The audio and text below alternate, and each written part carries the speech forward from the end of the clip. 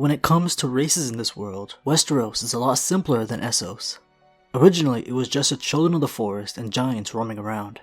A race of humans called the First Men from Essos crossed over to Westeros and became the first humans on this continent. It's kind of tricky whether or not you would consider the children of the forest and giants a completely different species, since there have been mentions in the lore of them breeding with humans.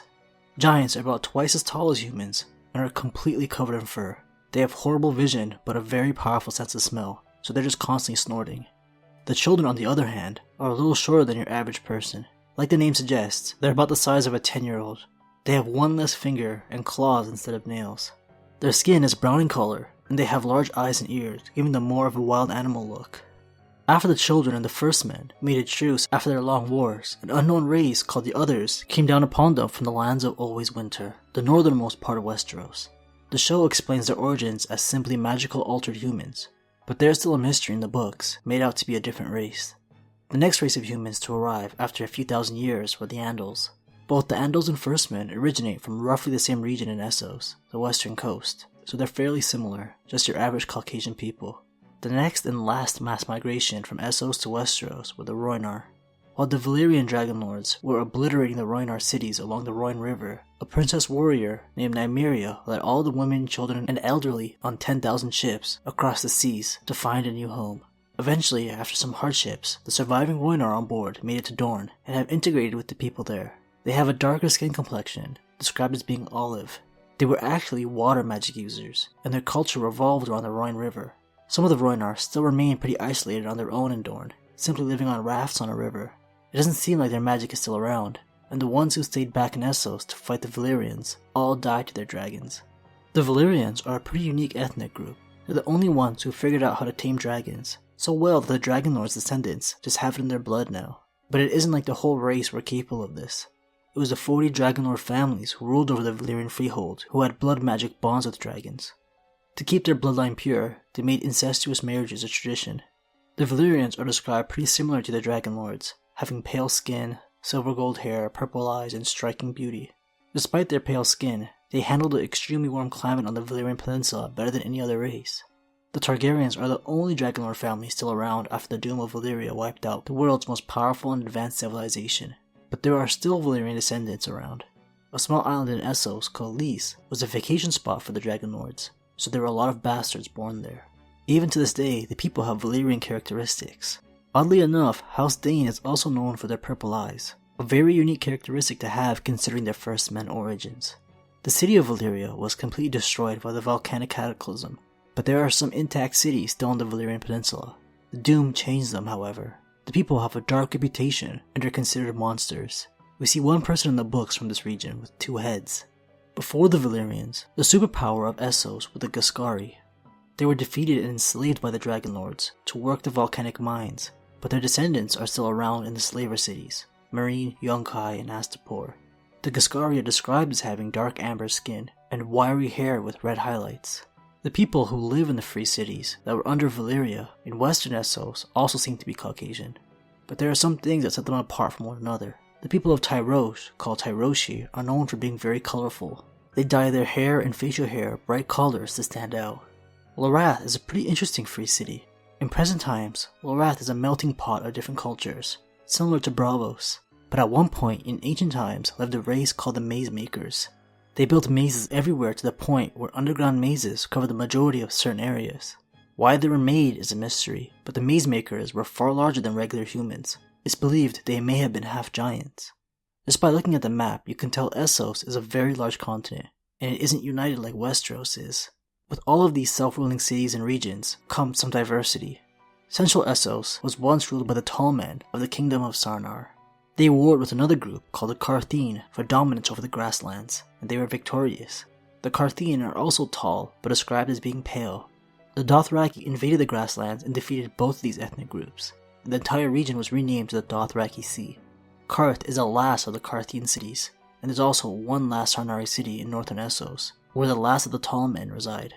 The savage and primitive Dothraki have amber skin with dark almond-shaped eyes. They have distinct long beards the men only cut if they're defeated in battle. They're a horse-riding, warrior, nomadic race whose culture revolves around raiding and taking whatever they want. The only thing they ever feared were the Efekravon.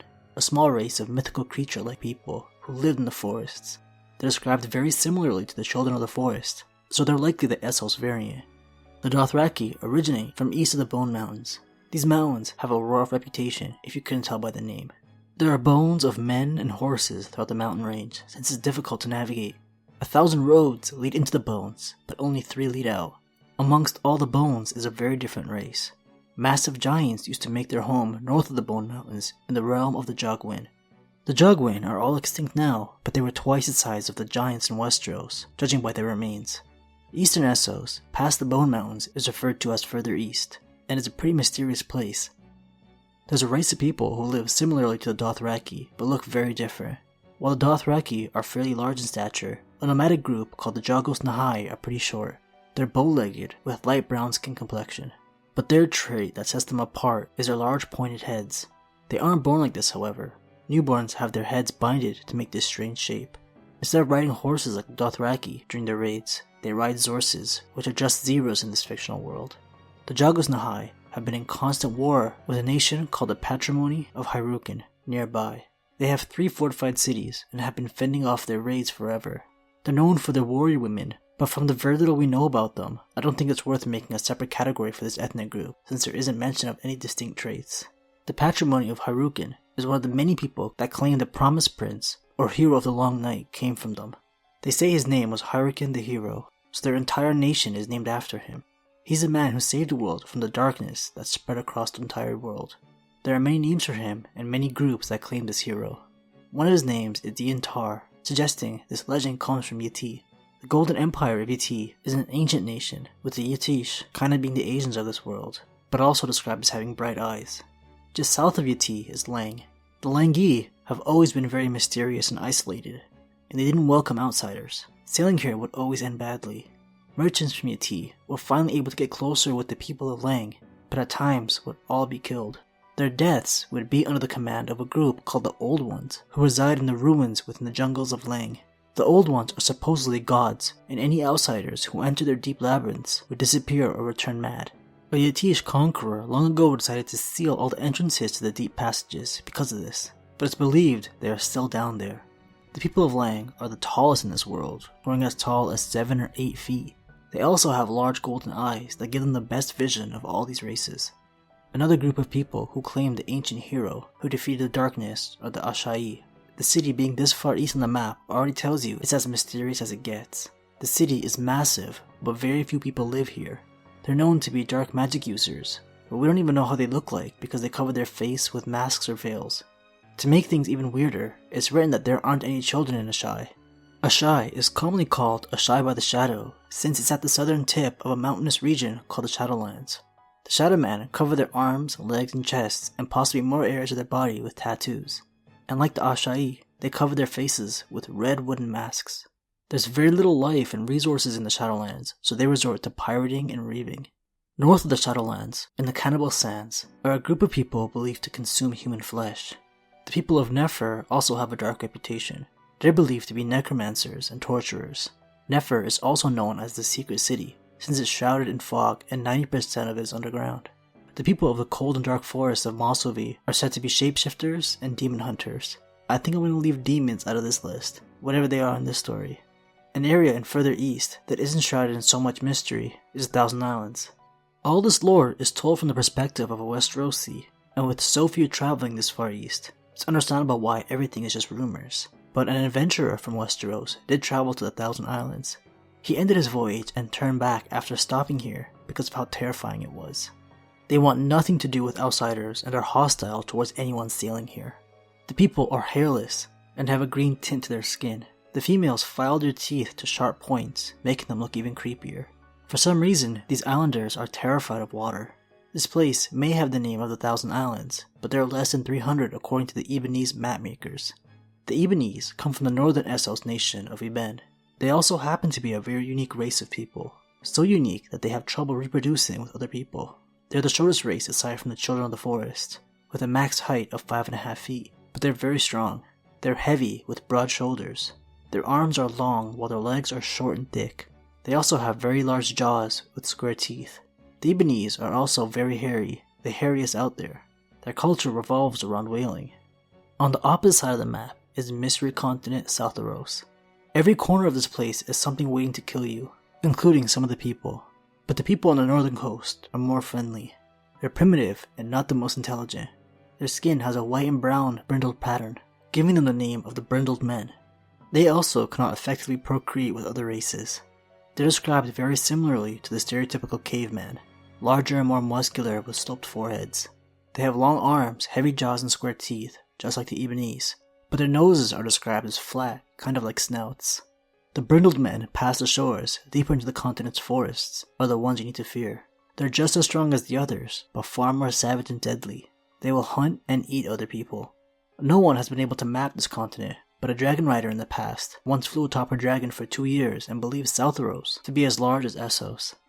The Summer Islanders, just to the west of here and south of Westeros, may have mapped Southeros' western coast, but if they did, they have been keeping it to themselves. The Summer Islanders are the black race of this world. They're described as being a good-looking, strong and tall race. The act of lovemaking is highly revered here.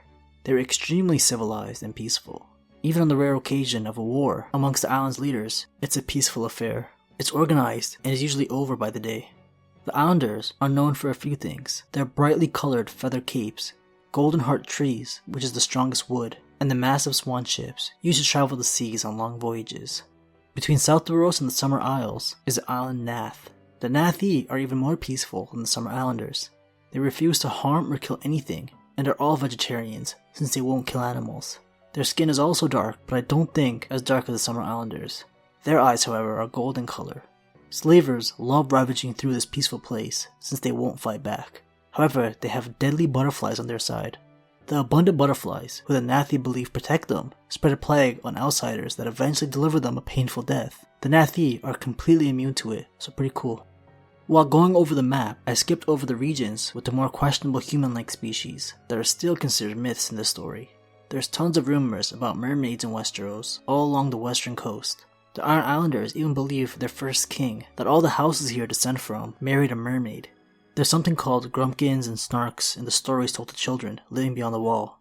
Heading back to further east, it's believed there are Shrikes in a place called the Land of the Shrikes. They're half-human, half-lizard, shrieking lizard men that aren't too friendly. Nearby, in the city of Wingmen, are people with large leather wings who can fly. During the height of Valyria's power, they had a sick interest in breeding their slaves with beasts, so who knows what they cooked up. I honestly had no idea this video would end up being this long, but after every few races, I would remember one not on my list, and it would just keep going. Hope you guys enjoyed it. I'll see y'all soon.